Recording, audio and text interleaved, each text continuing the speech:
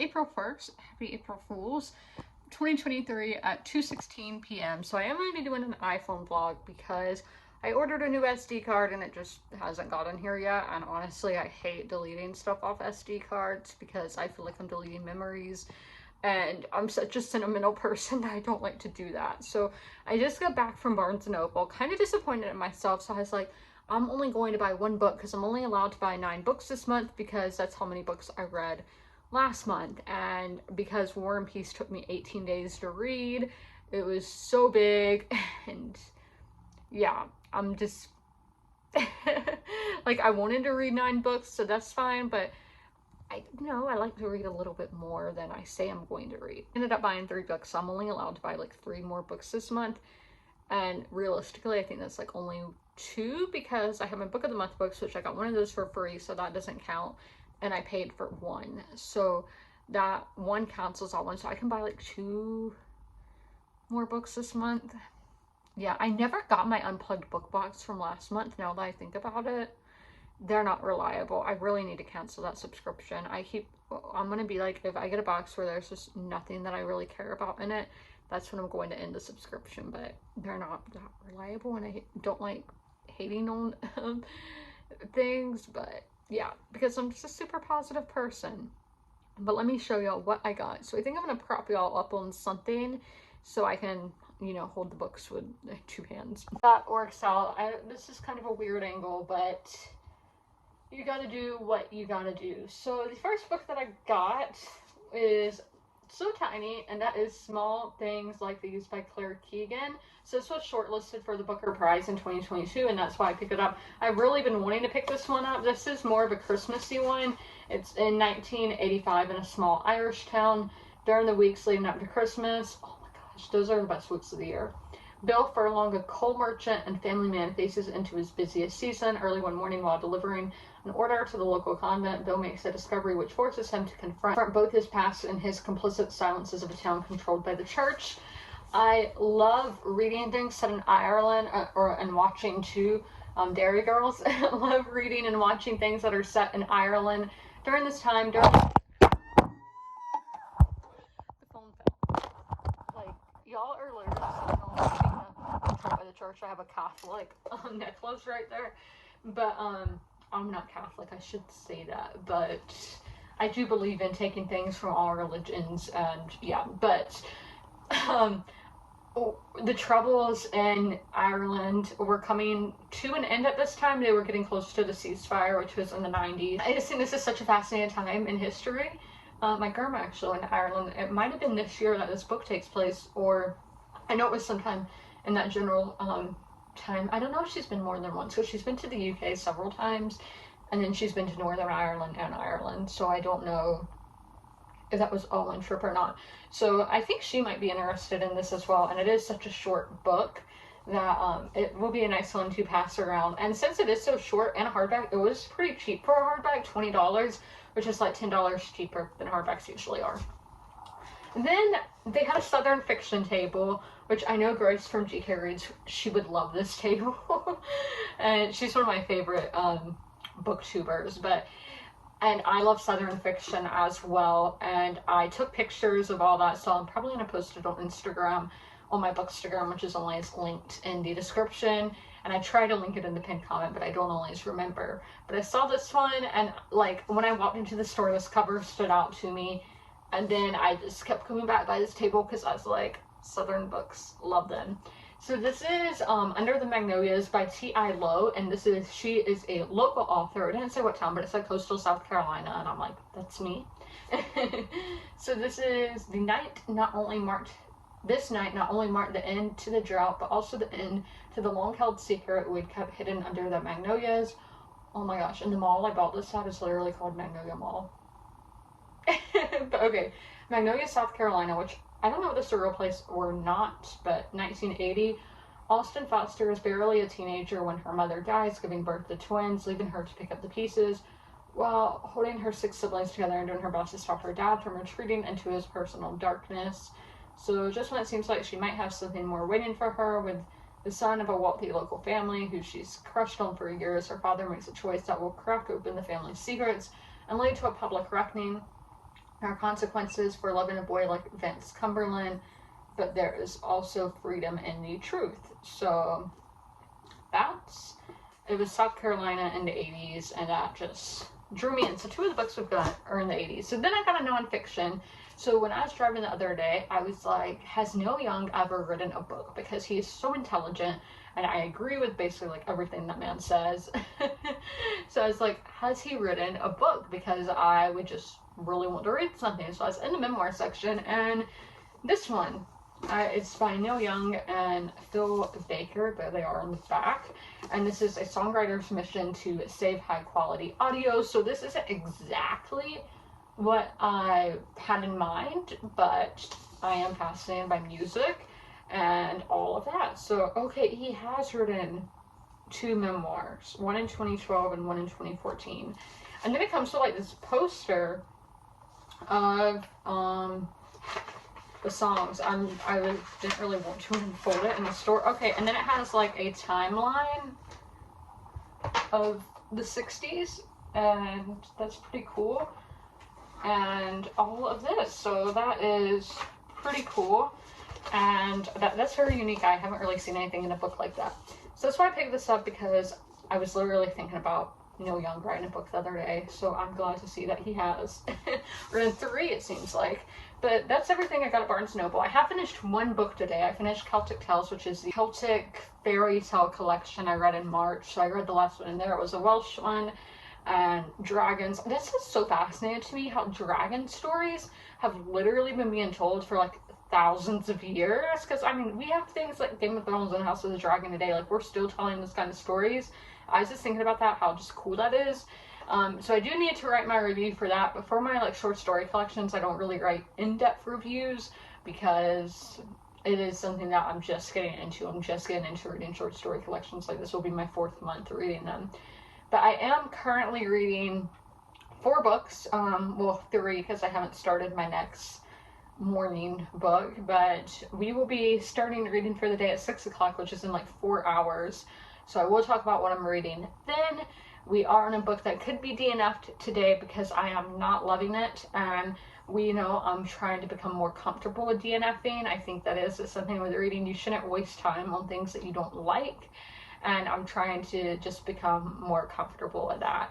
But I will talk to you guys later. I just wanted to start the vlog and show y'all what I bought at Barnes & Noble this month, and I will see y'all at 6. I'm going to apologize for the barking dog. It's literally driven me crazy all day. Like, that's not my responsibility on weekends. On weekdays it is, but on weekends, no.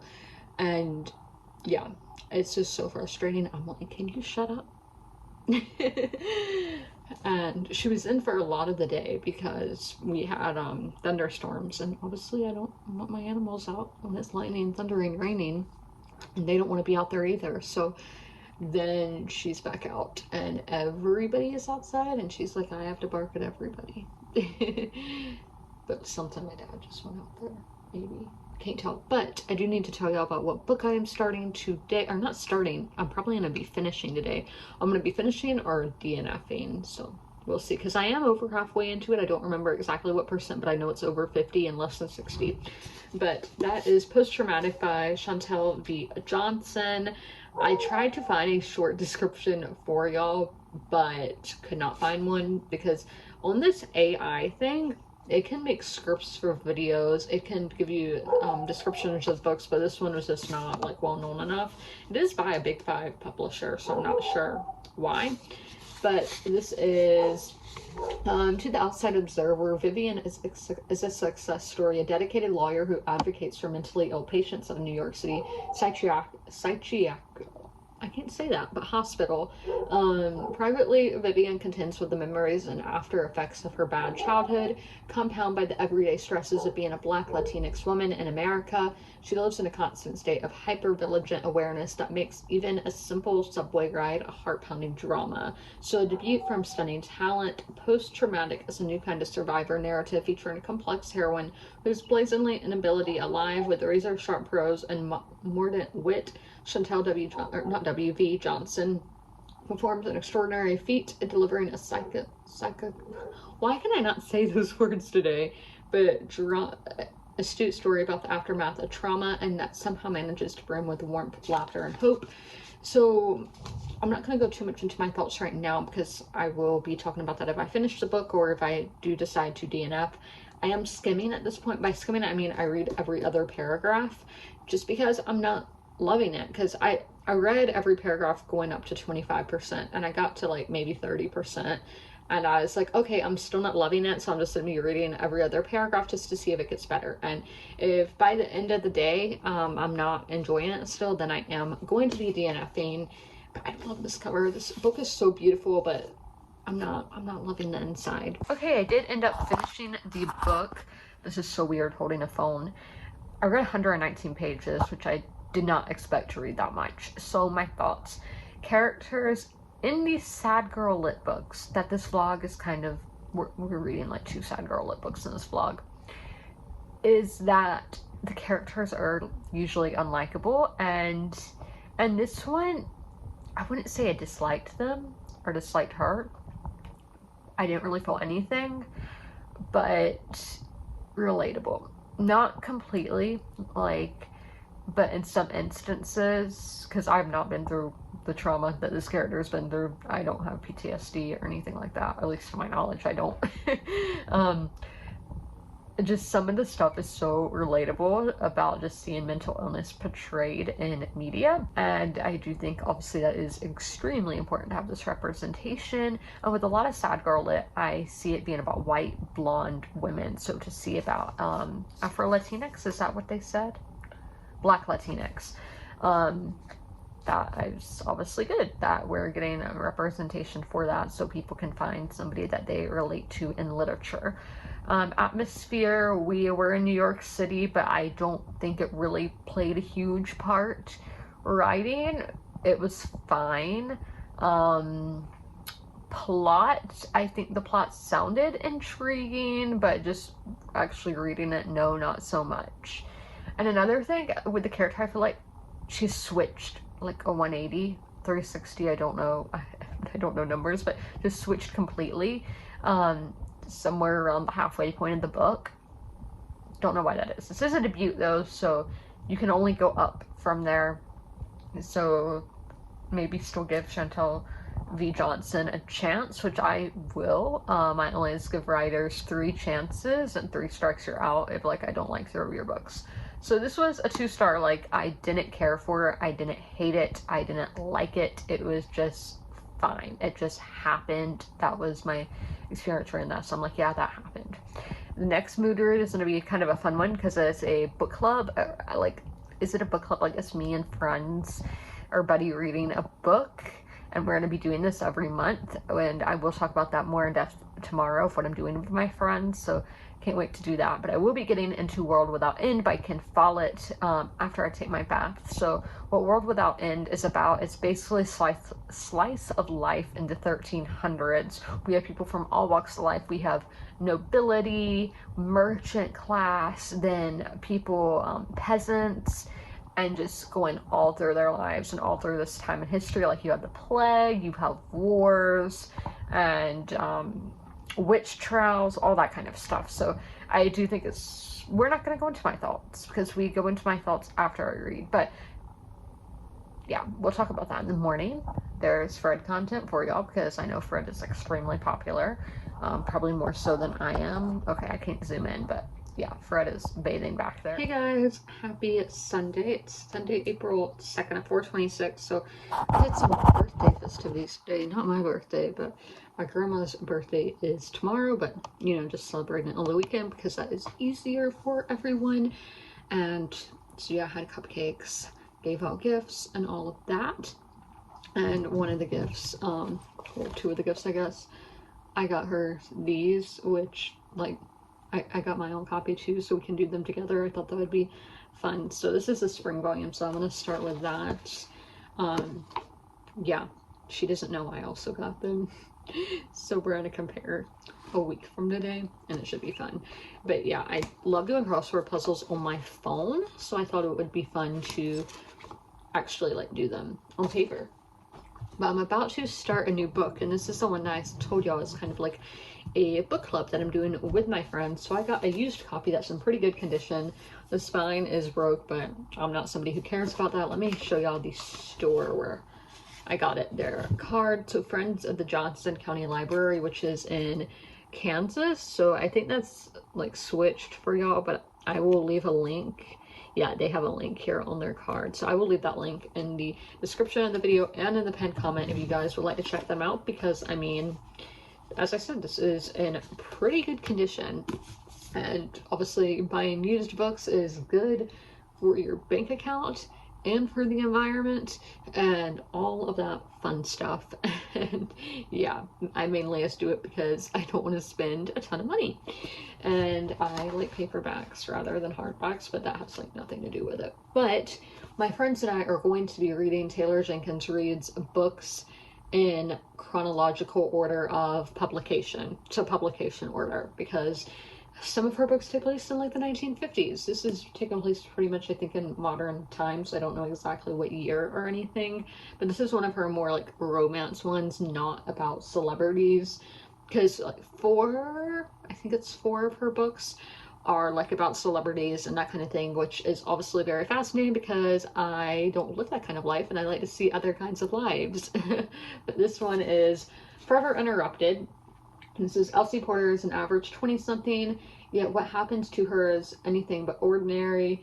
On a rainy New Year's Day, she heads out to pick up a pizza for wine. She isn't expecting to see anyone else in the shop, much less the adorable, charming Ben Ross. Their chemistry is instant and electric. Ben cannot even wait 24 hours before asking to see her again. Within weeks, the two are head over heels in love. By May, they've eloped. Only 9 days later, Ben is out riding his bike when he is hit by a truck and killed on impact. Elsie hears the sirens outside her apartment, but by the time she gets downstairs, he has already been whisked off to the hospital. There she must face Susan, the mother-in-law she has never met. Oh my gosh. And who doesn't even know Elsie exists. Oh my gosh, again. So interweaving Elsie and Ben's charmed romance with Elsie and Susan's healing process, Forever Interrupted will remind you that there's more than one way to find a happy ending. So it isn't really a romance, I would say. I mean, we are going to get elements of that, but I think it's mainly more of dealing with grief and finding solace after that. Oh my gosh, I'm not going to cry, but I love subjects that deal with grief because, like, the last 2 years I went through several deaths, and I'm not going to say they were sudden because there were weeks that led up to it because of sickness. But still, like, it's obviously nothing like this of getting hit by a truck. I just think grief is such a fascinating thing because it is something that we all go through, sadly. And it's just interesting to see how different people deal with it and all of that. So it's just something that every single person can relate to. I mean, obviously we do, as I said, go through it in different ways, but it is something that we all go through. We all know that feeling, or we will one day. So reading this with my friends through the whole month. I mean, like, you can read it from April 1st to April 30th. I think there's 30 days in April, but I'm just getting to it now because I want to get to it, and I'm super excited because I have loved all the Taylor Jenkins Reid books. I don't think I've ever given any lower than a 4, so I think this will be good. But I've only read her celebrity books. I have not read any of her like contemporary books, so that's going to be kind of different for me. And all the ones I've read have been like historical, which it's kind of weird to say that because one is like set in the 90s and I was born in the 90s, so it's kind of weird to say historical, but you know, the last century when this is like modern day. So I'm going to start this now at 4:31, and I do have a hockey game to watch at 6, and that's gonna be kind of fun because we're playing one of my friend's teams, and I'll probably get to pick on him because I'm mean. But I am going to get into reading, and then when I'm done reading for the day around 9:30, I will give you all an update on all of my thoughts. I know you guys can't see me well because I am outside and I don't want to get by the street light because I don't want to get people's houses. But we are out here to see the International Space Station. It's doing a quick flyover from the northwest to southeast, and there's a very bright I look probably a planet right in front of me, so I do need to see what that is, but we are out here and hopefully I can get it on video for y'all. Okay, sorry, my finger was in the way at first, but there it is. I know we're filming on the iPhone, so not great quality, but I mean, it's better quality than I thought it would be with the space station going exactly the way that it said it would. Now we're gonna get car lights, cool, but there it is. What, the flash?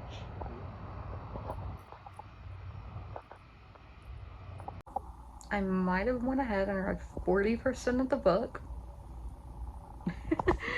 And do y'all hear that pulsing noise? Like,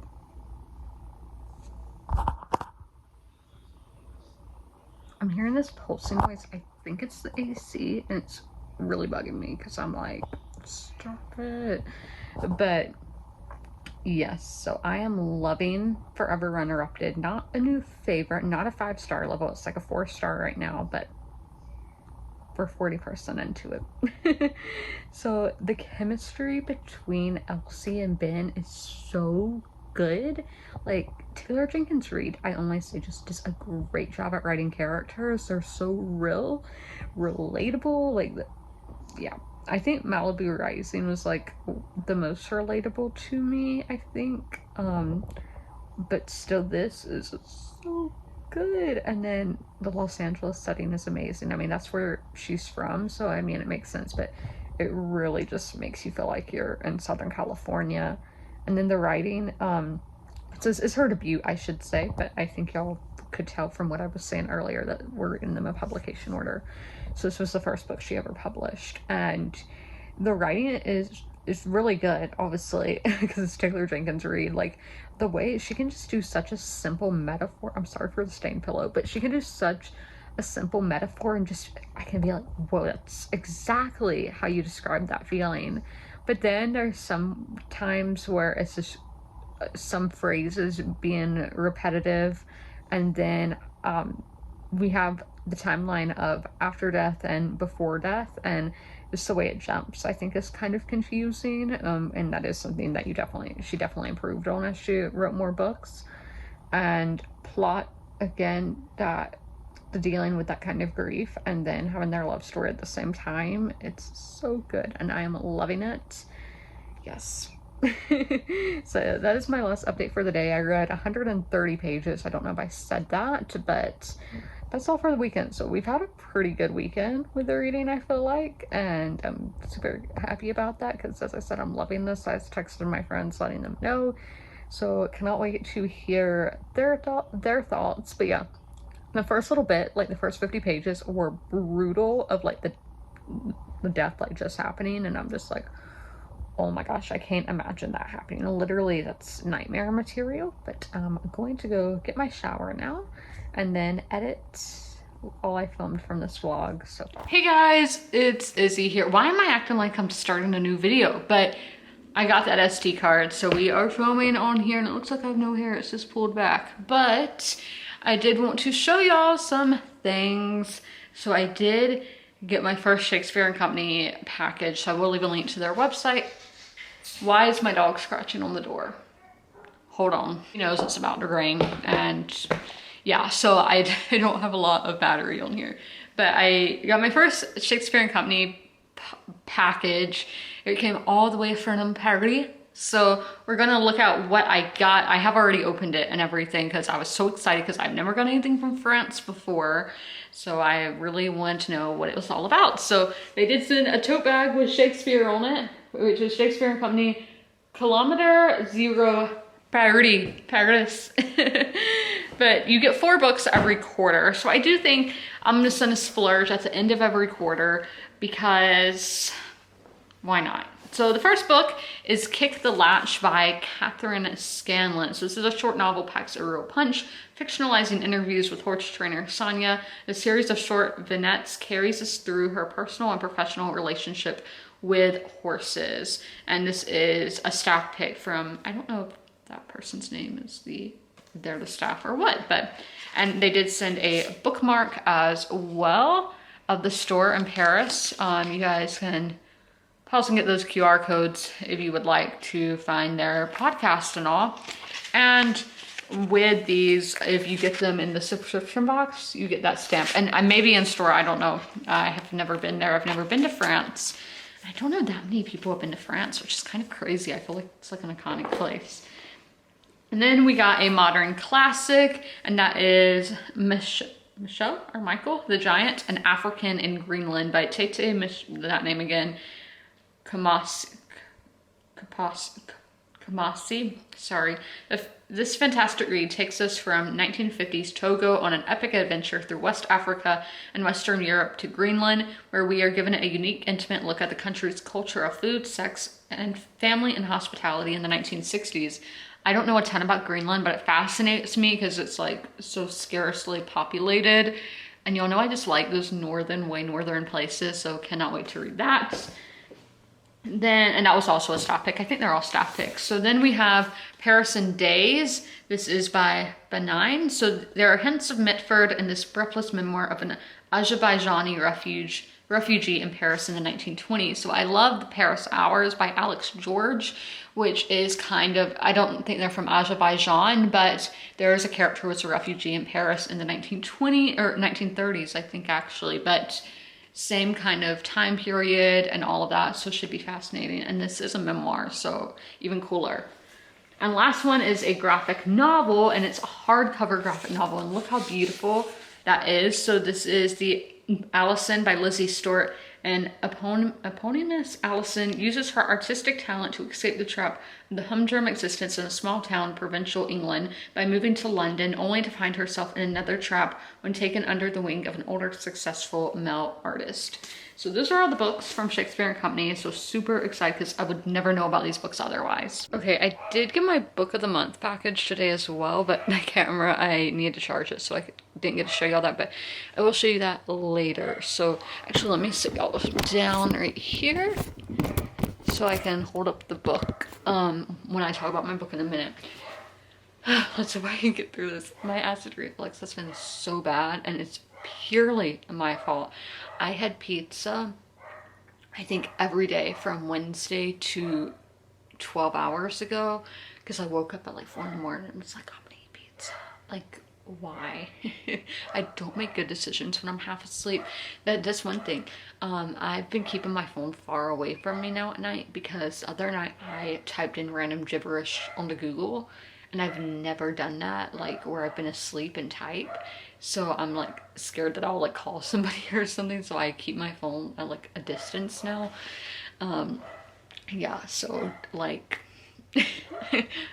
sorry, I almost coughed there. But yeah, so I've had so much tomato, and then Chick-fil-A gave me lemonade today, and lemonade, I looked as like I thought it wouldn't be good for acid reflux, and it's definitely not. So I have only had like 1 sip and not anything else. And then I had blue Gatorade, which I have heard recently from other people that it triggers theirs. And I'm like, I did everything wrong last night that I could have done. So I am just going to eat very bland. And I don't really know what triggered it today, because I've just had bad, like, it's just been bad because I've had pizza every single day. But so I had pancakes, grits, and bacon, and then I didn't eat for like 2 hours because, like, I mean, there's time between meals. And so I'm sitting there about to film my sit down video, and then my stomach just starts like having that feeling where I'm like, it's going to happen. Like, I'm gonna start burping again and again and again, which is super annoying. But I just took 2 Tums about 30 minutes ago, and I'm starting to feel better. Yeah, it's not even like pain or discomfort or anything, it's just annoying. Yeah, it's just super frustrating. So I definitely am going to be eating bland for the next few days, which isn't that fun, but what can you do? But I need to talk about what book I'm currently reading, because I haven't talked about this book. Sorry if you hear my dogs carrying on. Hold on, let me check them. Okay, I tried to ask my dad what was happening, but I don't think he could hear me. Because I think Penny was barking at Delilah, because Delilah was whining, and like that's usually she's like, play, play, play, play, I want to play, and gets upset when Penny doesn't want to play with her. And I think that's what was just happening, but that's what it sounded like anyway. So, but everything's good now, it sounds like. But I'm reading My Year of Rest and Relaxation by Otessa Moshfegh. So this is a very popular book on, not, why am I saying Goodreads? Obviously Goodreads, but on BookTube. Multiple people from like people who like read completely different genres that I follow that are just like completely different creators all love this book. So I was kind of hesitant going in. I was like, am I going to like this? But I am loving it. It's in at 4-star right now. It was 5-star. Like I started it on Friday and then I didn't read it Saturday, Sunday because I don't read these books, my TBR books, hold on, the weekends. And I think I've seen this painting before, but I'm not 100% sure if I've seen it in person or not. I don't remember if this is in DC or New York. Oh yeah, the National Gallery of Art in DC, so I have seen this before. I don't know if I took a picture of it, because some things you're not allowed to take pictures of at art galleries. And sometimes in DC, I didn't have this problem, but in Cincinnati, they have it in literally the smallest thing, and I'm like, oh my gosh, don't take a picture of that. It's so scary because I'll be like about to, and then I'm reading the thing and I'm like, oh my gosh, I can't do that. Yeah, I don't know like what happens if you do, like, do you get in trouble? I don't know, but so this book is contemporary. Fred's coming in here, but this is set in the year 2000, which I feel like this could not succeed with what it's doing if it was set before social media and internet kind of took over. Okay, so I'm sitting it down. So this girl is very depressed. Both of her parents have died. She's had a toxic relationship with a guy, and she's just like done with it. Like she's very relatable. Again, these characters, I haven't been through as much trauma as they have been through, but I can still relate as to being, I'm not depressed right now, but I have been in the past, and being anxious, which I'm kind of anxious right now, but it's mainly because of the acid reflux. But I have been where these characters are. That's the thing with these sad girl lit books, I cannot go to the extremes that these people go to. So what she's doing is she quits her job and is just going to hibernate in her apartment for a year. And she's taken all kinds of drugs to try to sleep 24 hours a day and like sleep for the whole hibernation, the whole year. Like that freaks me out. We know I don't like pills and all to begin with, because like I can't swallow pills. Like I have anxiety about taking pills. I've tried and I can do it, but I'll be anxious the whole time. So that in itself freaks me out. But the extremes that people go to in these books is so crazy to me. I'm like, how can somebody do that? Like, I can't imagine. So I am enjoying this, but at 7:30, so in like an hour and a half, I will tell y'all more in depth on my thoughts. But I kind of just wanted to tell you what it's about. Like, it's a girl who doesn't leave her apartment. Yeah, that's basically what it is. But I am enjoying it. But I will go in depth to why I'm enjoying it in an hour and a half. My angel numbers, it's 729. But I read a lot more than intended to, which is great. Let me get my thing. Oh yeah, this is a sticker that the Shakespeare Company books they came wrapped in like a paper bag, and they had that sticker, and it was so cute. Like, next time I get a package, I'll definitely like video it. I did take pictures, put them on my Bookstagram, which Fred's back there. It scared me. I heard someone moving, and Fred is literally in my pillows. So I read from 85 to 190. So I read 105 pages. That honestly did not feel like that much. So let me tell y'all my thoughts. Let me put that down first. Okay, so character, that's the thing with this genre. We kind of talked about it with post-traumatic, that these characters aren't necessarily supposed to be likable. Like, I don't know if that's what the authors set out to do, but like everybody in videos I watch about these kind of books, they're like, these people aren't supposed to be likable, like they are terrible people. Like, I kind of feel like that, but I'm like, they're going through really bad stuff. I don't think anybody is at their top best personality when you're going through a lot of traumatic events, like losing your parents, as I said, toxic relationship, losing your job, all that kind of thing. Like, I think when you go through that, you're not going to be at your best. So I can feel for these people and be like, yeah, I can understand why they're like this. But yeah, this one is more comedic than post-traumatic. I know post-traumatic literally said in one of the like blurbs or whatever that it was supposed to be comedic, and I didn't really like, I laughed some, but this one I actually feel like is more comedic, and yeah, I think it's funny at times, but not, obviously not all the time. I like the character. Like, I don't know if it's I like the character or I like reading from the character, like she's entertaining to read from.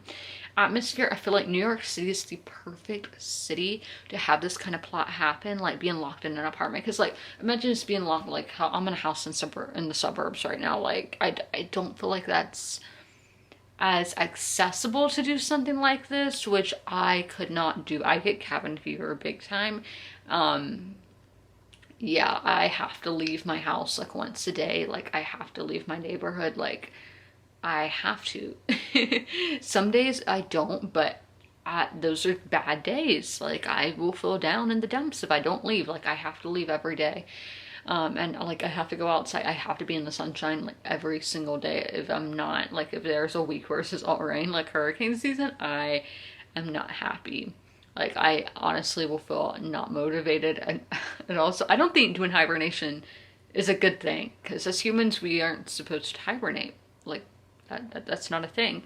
But yeah, so the New York City being in an apartment, I think, is more realistic than being like in a suburb of Cleveland. I don't know. But then I talked about kind of earlier how this is set in 2000, and now in the book I'm in 2001. I feel like this is so much easier to do without having social media because social media, you're getting people's lives basically constant updates on Facebook, on Instagram, whatever. I mean, there was obviously, like, they've talked about AIM messaging, all of that. Like, there was social media back then. I mean, I was alive and I remember very early social media, but it wasn't at the extent that it's at today. And honestly, computers were so slow back then. I just remember in the early 2000s just being so frustrated with how long the computers would take to load. Writing, I love this writing. It's just, yeah, it reminds me of a lot of my favorite authors like Lauren Groff and Irene Sola, who I did start the Irene Sola poetry collection today, but we'll talk about that when I finish it tomorrow. But reminds me of that kind of lyrical writing style.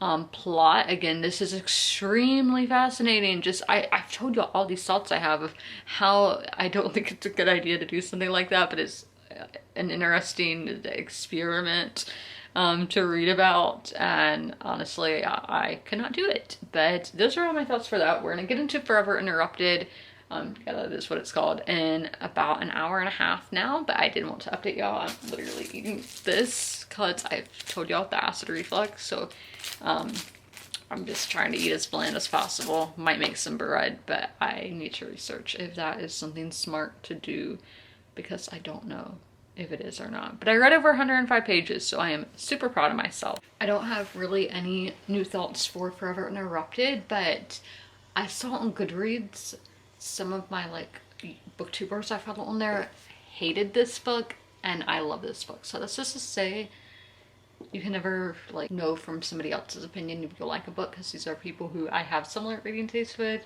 who hated this book, and I'm loving it. So it's a personal thing. But I will be getting into World Without End tonight, listening to this as I edit my sit-down video that comes out on Tuesday, which y'all would have already seen.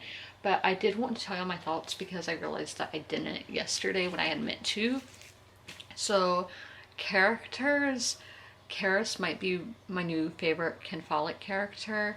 I don't know who else would have been the one, I don't remember her name, in the Century trilogy. But yeah, Karis is my current favorite Ken Follett character. Atmosphere, again, there's so much happening, and this is such a great time period to write a book because a lot of stuff was happening. Writing is very descriptive, but it never feels like it's going on for too long. And then plot, again, kind of goes in with the atmosphere, so much happening, and then Ken Follett just really shows how people have been the same forever. We all have always had like the same emotions and all, and that humans are humans. And I think that's something so important with historical fiction, making people in historical times seem like real people, because they were real people. But yes, I will see y'all later. But I did want to give y'all a final update of the day. Lots of updates for 7:08 p.m. Tuesday, April 4th. So first, let's do my TV update. I'm kind of upset. So I'm home alone right now, and I'm gonna be for like the next hour, and which is not your typical Tuesday. So there are 2 Bali Sports channels that I can get. There's Bali Sports South and Bali Sports Southeast. So Southeast goes all the way covering like Tennessee teams, all that, like way out there. Like that's far away to me. That's across the mountains. That's a long way. And then there's Bali Sports South, which is number 25. It's the one that I like watch basically every other day, which is Carolina teams, Atlanta, all of those teams. And that is what it said the hockey game was going to be on. So I go to that, and it says NHL hockey on the bottom, but the Braves and Cardinals are on. So that is not hockey at all. And so I text my dad, I'm like, what's the other Bali channel? Because with my TV, you cannot, the change channel remote doesn't work. You have to manually type in the number. So if I don't know the number, I'm screwed. And so I haven't gotten a reply from him, and it's been a while. And then I Googled it and could not find anything on Google, because there are so many different kinds of TVs, Spectrum, AT&T, you know, like all kinds of TV providers. So I guess I'm not watching the hockey game. So I read early for no reason, but I did finish 2 books today. So I finished Beast, which is a poetry collection by Irene Sola. I think I showed it in this video, but I finished that. I gave it a 4 stars, so I loved it. And it was just so animalistic, which is perfect with the title. Like, it was perfectly named. And she's just so clever with her words, and I'm like, I want everything that she writes. And I followed her on Instagram today, so to get updates when she publishes something new. And then I finished my contemporary pick of the month with My Year of Rest and Relaxation. Loved this. Like, it's a 4.5. On Goodreads I put as a 4 star, but it is a 4.5. So let's go into my thoughts. So I don't think this character is ever even named, but that does not matter, because we get to know her so well in this 288 page book. And I'm kind of amazed by that we never know her name. Like, I don't think we do. At least I'm not remembering a name. And then it's just so a character who's willing to do this. That's just crazy to me. Atmosphere, I told you, I don't think this could really work in another place. I mean, like, I guess another major city, but I feel like New York's just perfect for it. And another time period, because like the internet and all that, social media. And then it was just very nostalgic personally for that early 2000s. Those are like when my first memories were formed, or in the early 2000s, like 2002, 2003, that kind of time period. So shortly after this, but that is when, like, it just made me really nostalgic for the 2000s. The writing was intriguing and gripping, and I feel like that is so important when you're kind of in a stagnant situation that this book is in. I feel like you have to have good writing to make it intriguing.